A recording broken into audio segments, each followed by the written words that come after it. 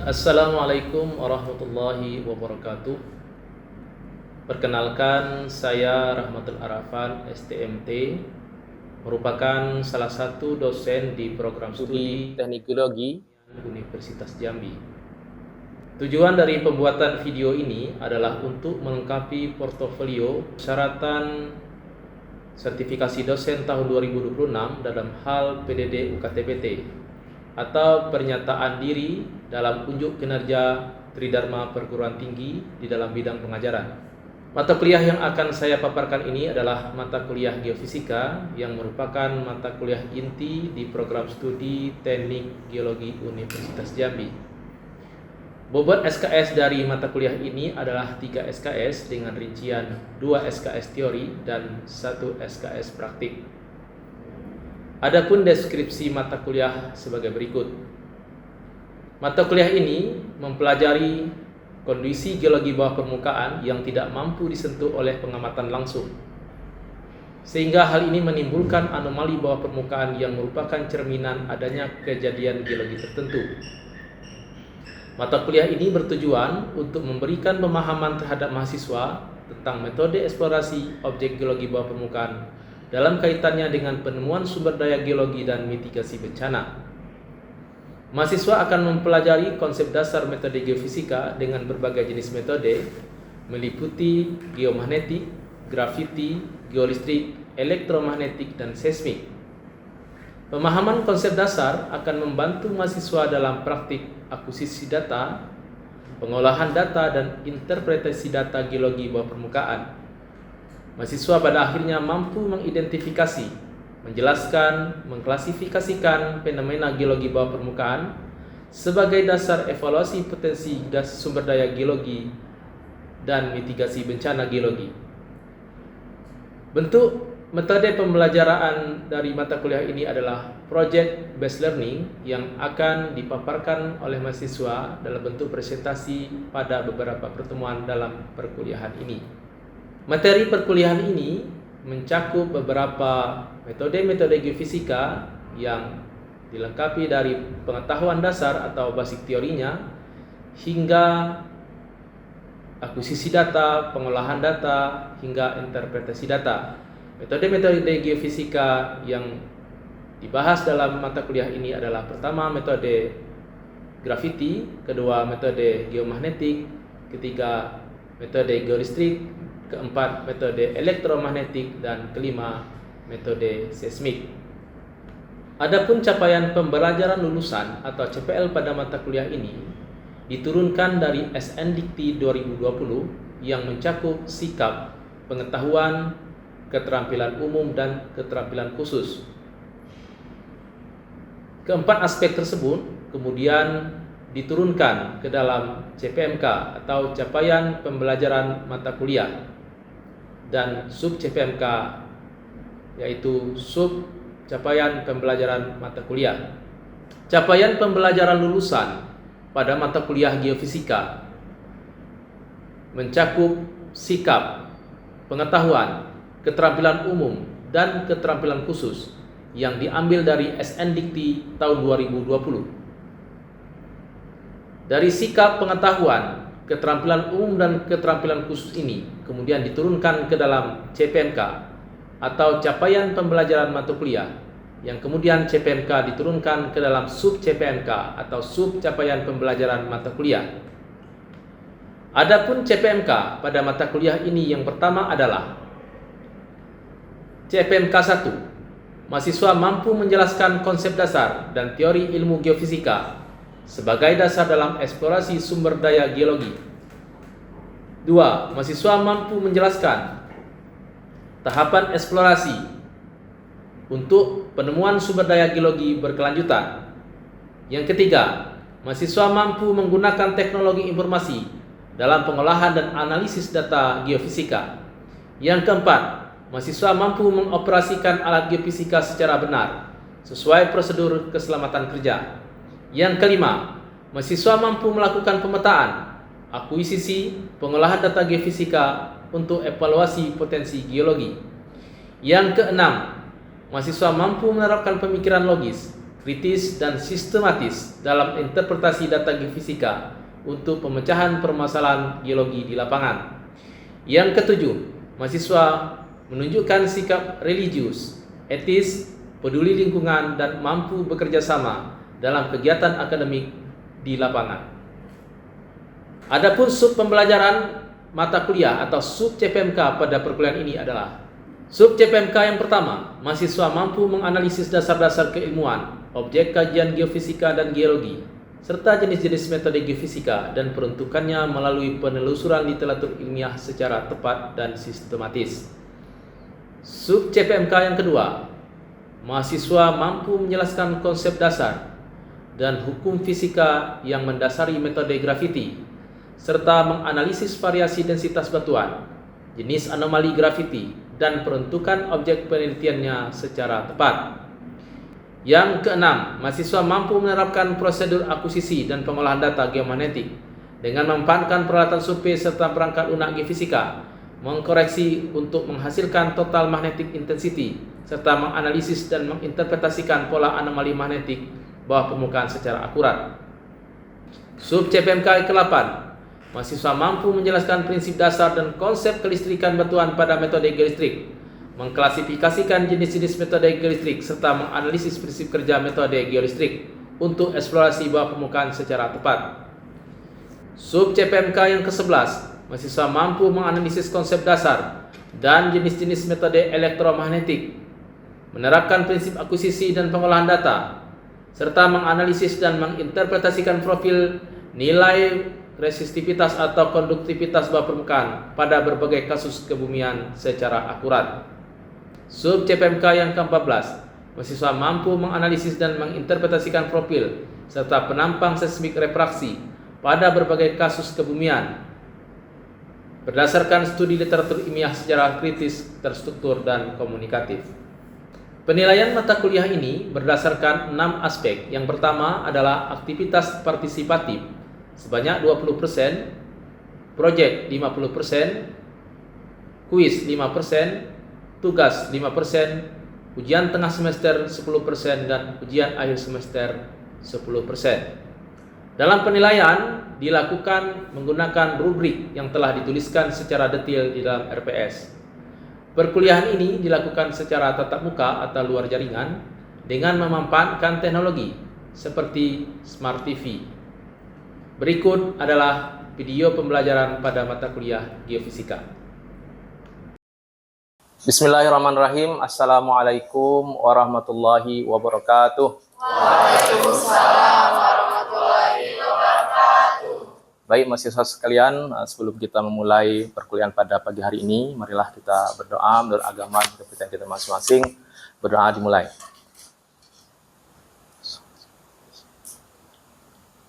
Doa selesai. Apa kabar adik-adik mahasiswa sekalian? Baik, Pak. Sehat ya? Sehat, Pak. Ya, untuk presensi nanti saya kirimkan di WhatsApp grup ya, sesuai dengan jam pertemuan kita. Baik, teman-teman sekalian, mahasiswa sekalian, pada hari ini kita masuk ke pertemuan ke-6 ya, mata kuliah geofisika, di mana pada perkuliahan ini kita akan membahas tentang akuisisi, pengolahan atau processing, interpretasi data geomagnetik. Nah, nanti di akhir perkuliahan diharapkan adik-adik mahasiswa itu memahami tentang prosedur akuisisi data, ya, pengolahan data, dan pemanfaatan peralatan geofisika dalam mengetahui nilai total magnetic intensity. Ya, kemudian dapat menganalisis dan menginterpretasinya pada berbagai kasus ya. Nah, siapa yang masuk minggu lalu ya, mungkin sudah paham ini. Apa itu metode geomagnetik dan apa perbedaannya metode ini dengan metode sebelumnya, yaitu metode grafiti? Siapa yang bisa menjawab? Silakan angkat tangan. Menurut pendapat kami, untuk metode geomagnetik itu di mana kita mengetahui di bawah permukaan menggunakan si magnet yang terdapat pada batuan di bawah permukaan bumi ini, Pak. Sedangkan untuk si grafiti itu kita menggunakan gravitas dari si batuan yang mempengaruhi untuk mendapatkan data permukaan di bawah bumi, mungkin itu yang dapat saya ketahui, Pak. Ya, Jadi itu ya. kalau masih kurang bisa Bapak tambahin. Ya, secara garis besar saya sudah benar ya disampaikan oleh Miftah tadi bahwa metode ini memanfaatkan sifat kemagnetan batuan. Dulu kita pernah belajar waktu di semester 1 ya, tentang sifat-sifat kemagnetan, ada yang bersifat kuat, ferromagnetik, kemudian ada yang bersifat sedang, paramagnetik, dan diamagnetik ya. Nah, kemudian pertanyaan kedua, apakah metode ini masuk kategori metode aktif atau metode pasif? Nah, siapa yang bisa jawab? Menurut saya untuk metode geomagnetik itu masuk ke dalam metode pasif, Pak. Ya, pasif. Diambil secara sekunder dan tidak langsung oleh manusianya, gitu, Pak. Tapi gaya yang ada dari alat. Oke. Jadi metode pasif ya, metode pasif itu artinya kita tidak perlu memberikan injeksi sifat kemagnetan buatan. Jadi kita hanya memanfaatkan sifat kemagnetan alami dari batuan ya. Nah, siapa yang bisa jelasin secara singkat apa itu akuisisi, processing, dan interpretasi? Ini yang tadi di belakang aja, depan nih. Ade, ya, coba Ade. Silakan Ade. Ya. Akuisisi itu merupakan validasi dari data yang ditemukan, kemudian proses ini merupakan proses yang melibatkan interpretasi dari data yang diambil dari geomagnetik yang ada sifat magnetan batuan yang ada pada batuan. Ya, sedikit lagi ya. Jadi akuisisi itu proses pengambilan data. Nah, setelah pengambilan data kita olah, itu namanya processing. Ini hanya menggunakan istilah bahasa Inggris. Dan interpretasi. Interpretasi itu bahasa lainnya artinya menafsirkan. Ya, menafsirkan kondisi bawah permukaan dengan menggunakan metode geomagnetik. Baik, karena kita belajar tentang akuisisi data, maka yang pertama kita harus ketahui itu tentang instrumen alatnya. Ya, alat yang digunakan dalam pengambilan data geomagnetik. Alat yang utama, instrumen utama dalam pengambilan data magnetik ini adalah magnetometer. Nah, ada namanya proton precision magnetometer. Nah, ini alatnya ya. Ini alat utamanya, yang kanan itu adalah sensornya. Alat ini untuk mengukur intensitas skalar dari lokal medan magnet. Nah, nanti akan didapatkan nilai magnetik absolut dengan ketelitian sampai 1 nanotesla. Nah, tetapi alat ini tidak berdiri sendiri. Dia membutuhkan instrumen-instrumen lain seperti GPS ya, untuk menentukan titik koordinat. Jadi nanti dalam pengolahan data itu kita membutuhkan data titik koordinat. Kemudian kompas untuk mengetahui arah dari lintasan kita. Kemudian peta dasar. Nah, sebagaimana dalam pemetaan geologi pada umumnya, kita membutuhkan peta dasar untuk membuat lintasan ya, lintasan. Kemudian jam. Jam itu untuk mencatat waktu perekaman data. Nah, karena dalam perekaman data itu nanti ada beberapa kali dan setiap rekaman itu kita harus mencatat waktu perekaman datanya. Kemudian buku kerja.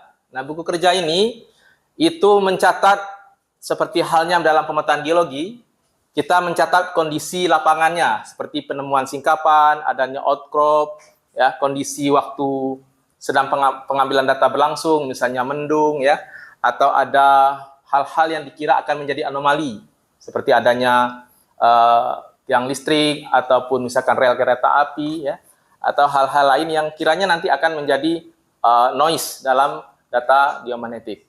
Nah, alat ini bagaimana prinsip kerjanya ya? Jadi di dalam sensornya ini tadi yang terhubung ke dalam alat utamanya ya, itu berisi cairan kaya atom hidrogen, ya, kayak semacam minyak tanah lah ya, kerosin. Nah, dia akan nanti bereaksi ketika alat itu dinyalakan, lalu dia akan berpresisi menyesuaikan dari arah medan magnet ketika dia dinyalakan. Nah, proses ini kemudian akan memberikan informasi tentang kondisi bawah permukaan di mana mineral atau batuan yang sedang kita ukur.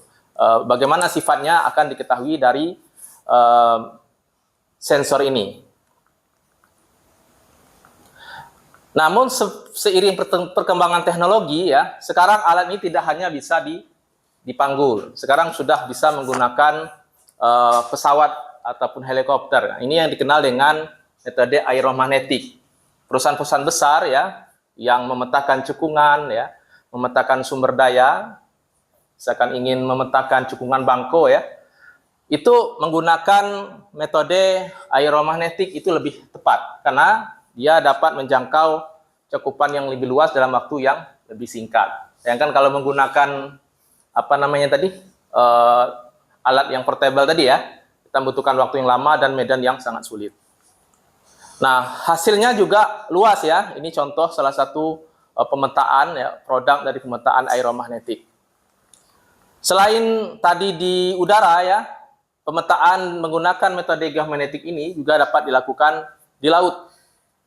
Nah, inilah yang sangat berperan penting, berjasa dalam memecahkan teori apakah benar lempeng tektonik itu bergerak atau tidak. Nah, ini yang menjawab salah satunya adalah berkat bantuan data magnetik. Jadi dari data kemagnetan yang ada di batuan lantai samudera ini, itu memberikan informasi bahwa terjadi fluktuasi nilai magnetik. Kemudian menjawab teka-teki bahwa ternyata nilai kemagnetan ini pernah mengalami perubahan berulang-ulang kali. Maka di sini ada tulisannya normal polarity, kemudian reverse polarity. Ya, jadi ada pembalikan nilai magnetik berulang-ulang kali sepanjang sejarah bumi. Nah, inilah kemudian menjawab teka-teki, ternyata lantai samudera ini selalu mengalami pembaruan. Ya, data magnetiknya lah yang membantu hal ini. Kemudian teknik akuisisi data itu terdiri dari dua, paling tidak ada dua ya. Pertama adalah teknik looping, ya, asal katanya loop ya, artinya memutar. Nah, loop. Jadi alat ini pada prinsip kerjanya ya seperti pada gambar. Nah, jadi kita melakukan pengukuran pada titik awal. Ini titik base-nya, ya, titik base. Kemudian kita ukur, kita catat nilai kemagnetannya. Lalu kita ukur waktunya sesuai dengan prosedur tadi ya. Kita catat kondisi lapangannya, di mana titik koordinatnya, bagaimana kondisi outcropnya, apakah dia batu gamping, batuan sedimen ya, atau batuan beku. Lalu kita jalan, ya, kita ukur lagi. Jalan, ukur lagi, sampailah sore ya, sampai pada waktu ingin selesai. Lalu kita kembali lagi ke titik awal. Itulah kita namakan looping. Kembali ke titik awal. Nah, dengan menggunakan teknik looping ini, itu pertimbangannya pertama kalau alat kita terbatas. Jadi kita hanya mempunyai satu alat ya. Ya karena juga budget terbatas biasanya. Kemudian area penelitiannya tidak begitu luas. Kenapa? Karena kita membutuhkan kembali ke titik base ini tadi. Kemudian ketiga, area survei relatif kecil ya. Kemudian biasanya ini digunakan dalam praktikum. Praktikum itu cocoknya menggunakan metode looping. Ya, kalau kita mau lakukan ekskursi, cocoknya menggunakan metode looping. Tapi tidak menutup kemungkinan menggunakan metode yang kedua. Nah, kedua adalah metode base rover. Apa perbedaan metode base rover dengan metode looping? Kalau metode base rover ini, kita melakukan pengukuran di titik awal, ini terus merekam. Sedangkan satu alat merekam terus-menerus, satu alat berjalan. Maka koreksi datanya dari sini. Jadi kita tidak perlu kembali ke titik base. Nah, di sini kita letakkan satu alat ini jauh dari noise. Yang kira-kira nanti dia tidak akan terganggu dengan kondisi daerah pengambilan datanya.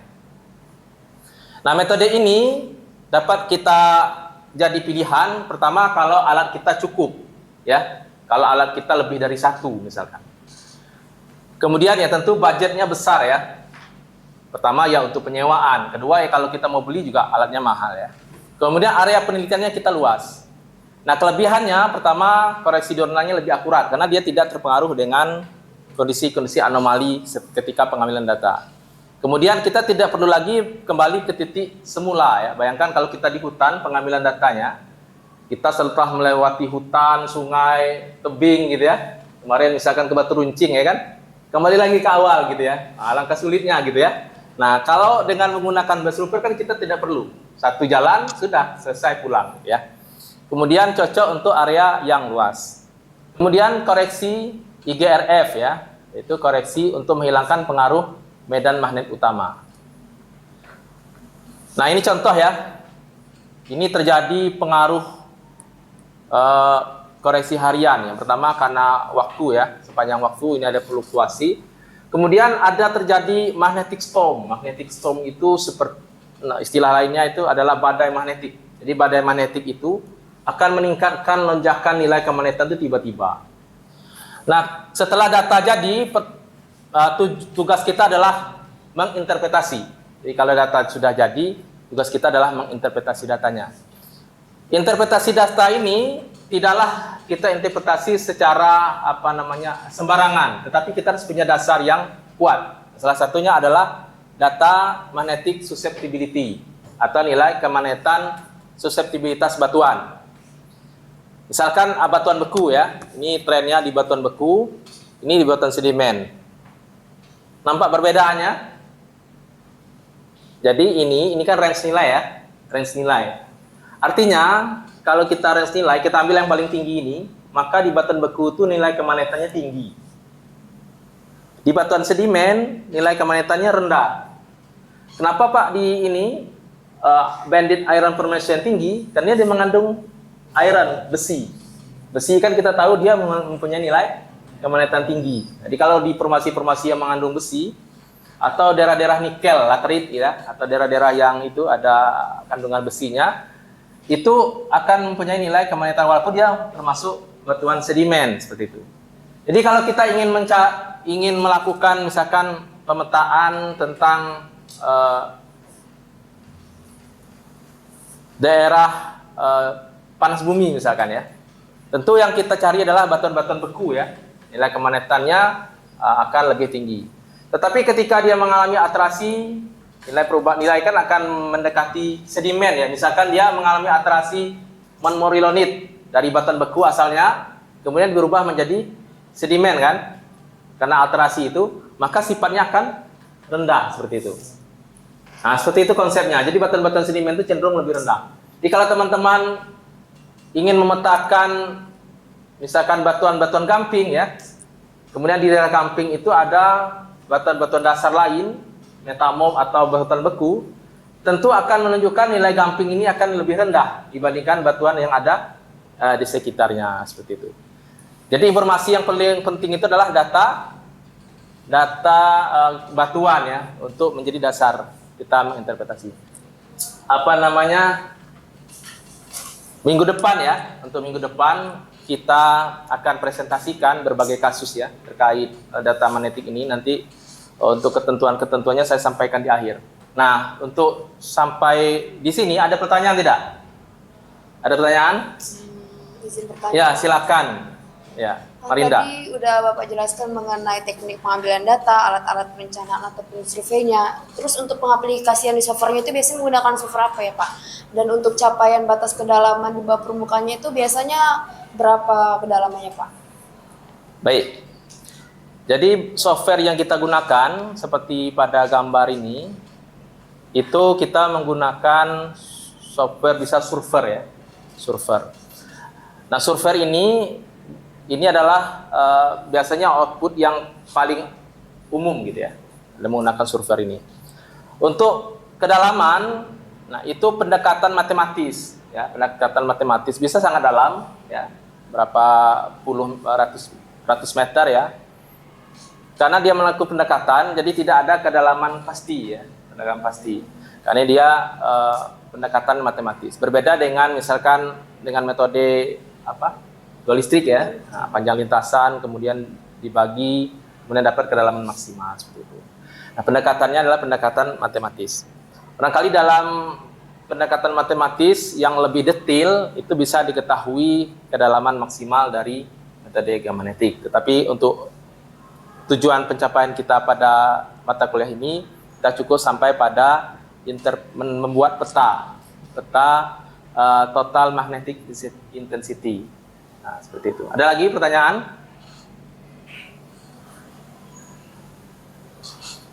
Baik, kalau tidak ada pertanyaan, ini adalah tugas di pertemuan kuliah yang selanjutnya ya. Jadi nanti saya akan membagi berdasarkan NIM ya. Akan dibagi menjadi 4 kelompok dan ketentuan-ketentuan yang lebih detailnya nanti akan saya sampaikan di grup WhatsApp ya, yang grup kita bikin. Dan akan kita presentasikan minggu depan. Untuk ketentuan penilaiannya juga akan saya sampaikan di grup ya, sehingga teman-teman harus berusaha semaksimal mungkin dalam membuat makalah ini dan mempresentasikannya dengan sebaik-baiknya. Oke, ini kesimpulan akhir dari pertemuan kita secara singkat ya, bahwa alat ini untuk melakukan pengukuran kita membutuhkan alat utama yaitu magnetometer.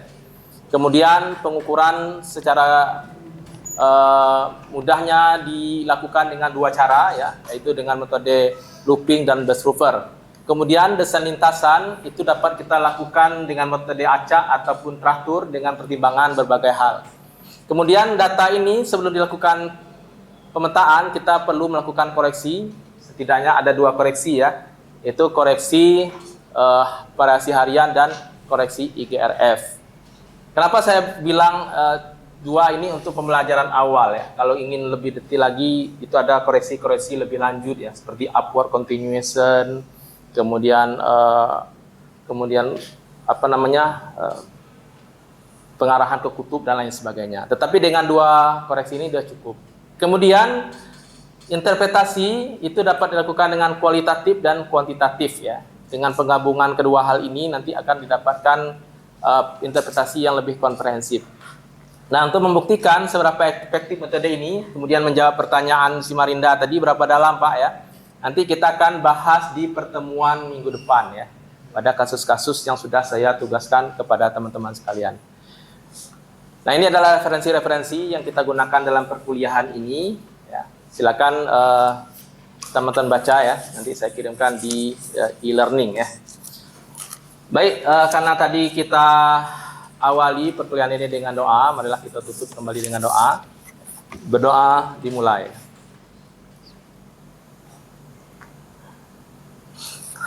Baik, terima kasih teman-teman atas keseriusannya mengikuti perkuliahan ini ya. Saya tutup.